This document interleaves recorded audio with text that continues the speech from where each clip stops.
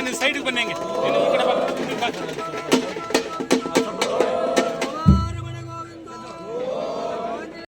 ನಮ್ಮ ಹೆಚ್ಚಿನ ಶಾಸಕರಾದ ನಮ್ಮ ಸಮೃದ್ಧಿ ಮಂಜಣ್ಣನವರು ನಿಮ್ಮೆಲ್ಲರ ಆತ್ಮೀಯರು.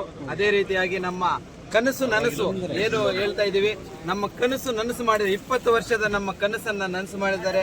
ದಯವಿಟ್ಟು ನಮ್ಮೆಲ್ಲರ ಪರವಾಗಿ ಅವರಿಗೆ ಅಭಿನಂದನೆಗಳನ್ನ ಸಲ್ಲಿಸ್ತಾ ಇದೀವಿ. ದಯವಿಟ್ಟು ನಮ್ಮ ಅಣ್ಣನ ಹತ್ರ ನನ್ನೊಂದು ರಿಕ್ವೆಸ್ಟ್ ಏನು ಅಂತಂದ್ರೆ, ತುಂಬಾ ಓಡಾಡಕ್ಕೆ ತುಂಬಾ ತೊಂದರೆ ಆಗಿತ್ತು ರೋಡು.